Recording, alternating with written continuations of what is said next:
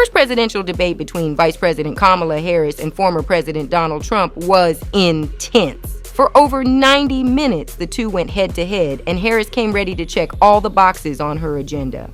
Right from the jump, Harris made it clear she was speaking directly to the American people, especially those feeling the pinch of high grocery and housing costs. And oh, she didn't miss her shot at Trump, dragging him for his obsession with crowd sizes and calling him out as weak. The wild part? Trump took the bait every single time, firing back with heated outbursts that only backed up Harris' point, that he's not fit for another term.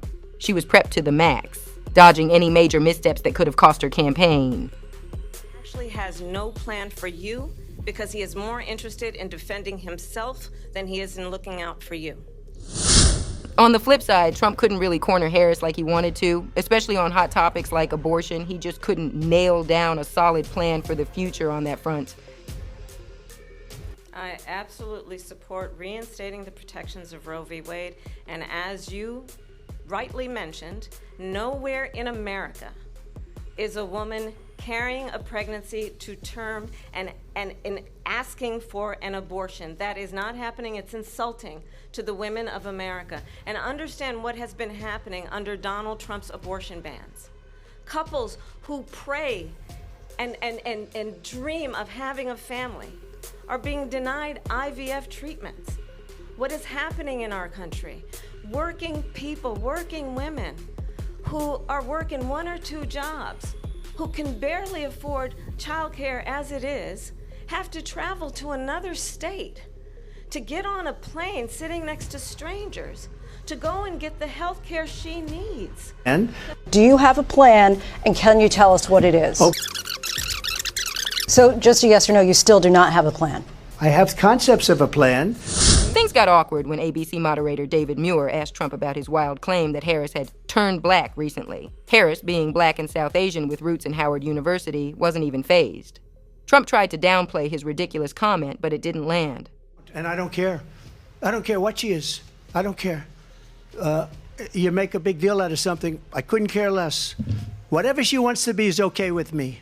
But those were your words, so I'm asking. I don't know. I mean, all I can say is I read where she was not black, that she put out, and I'll say that. And then I read that she was black, and that's okay. Either one was okay with me. That's up to her. I think it's, honestly, I think it's a tragedy that we have someone who wants to be president who has consistently, over the course of his career, attempted to use race to divide the American people.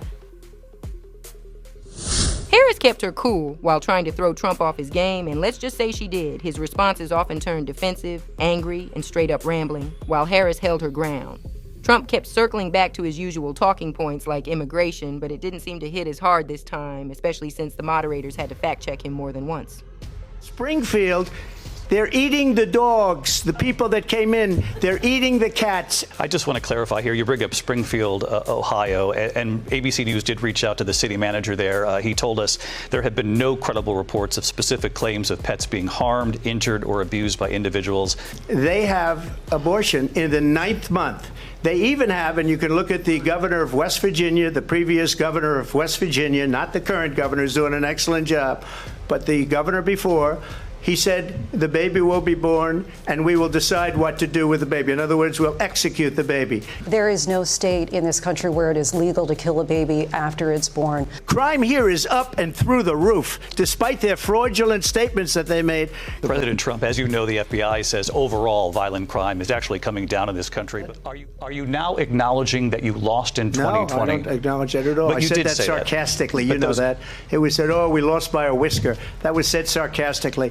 Look, there's so much proof. All you have to do is look at it. I did watch all of these pieces of video. I didn't detect the sarcasm. Lost by a whisker. We didn't quite make it. And we should just point out here as clarification, and you know this, you and your allies, 60 cases in front of many judges, many of them Republican. No judge looked at it. And said they there was said no we widespread. didn't have stands. Trump's attempt at a nickname for Harris, she is Biden. Yeah, that didn't do much. Most of the time, he was on defense, though he did stick to his core campaign message. Inflation and immigration are hurting Americans. She's president. I believe that Israel will not exist within 2 years from now. And I've been pretty good at predictions, and I hope I'm wrong about that one. She hates Israel. At the same time, in her own way, she hates the Arab population. because the whole place is going to get blown up. Arabs, Jewish people, Israel will be gone. It would have never happened.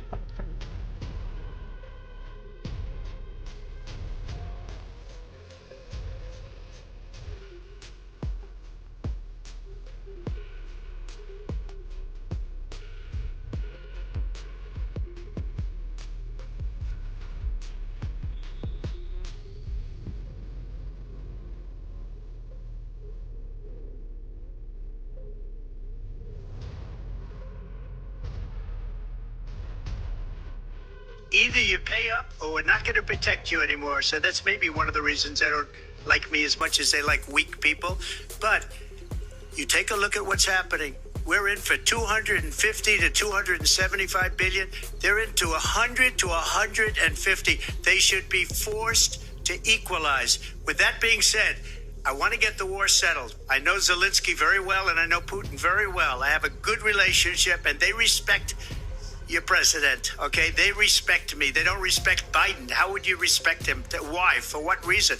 He hasn't even made a phone call in 2 years to Putin. Hasn't spoken. It wasn't because Biden had no idea how to talk to him. He had no idea how to stop it. And now you have millions of people dead, and it's only getting worse, and it could lead. Well, first of all, it's important to remind the former president you're not running against Joe Biden, you're running against me.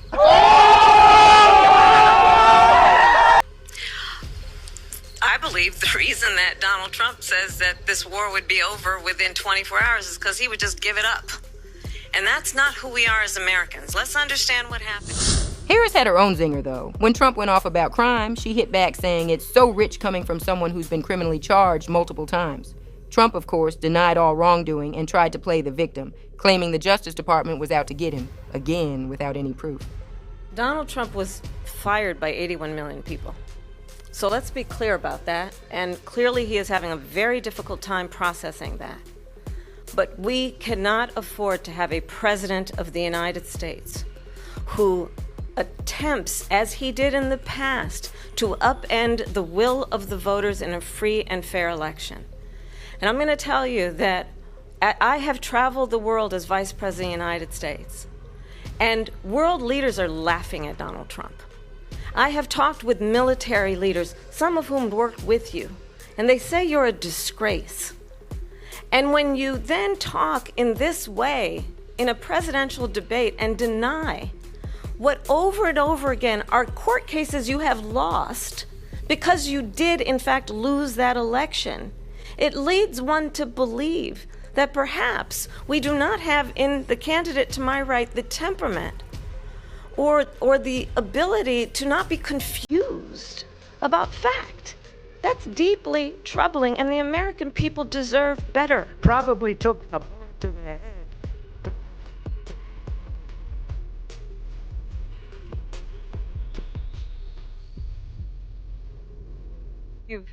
At the time, invited the Taliban to Camp David, a place of storied significance for us as Americans, a place where we honor the importance of American diplomacy, where we invite and receive respected world leaders. And this former president, as president, invited them to Camp David because he does not, again, appreciate the role and responsibility of the President of the United States to be commander-in-chief with a level of respect. And this gets back to the point of how he has consistently disparaged and demeaned members of our military, fallen soldiers, and the work that we must do to uphold the strength and the respect of the United States of America around the world.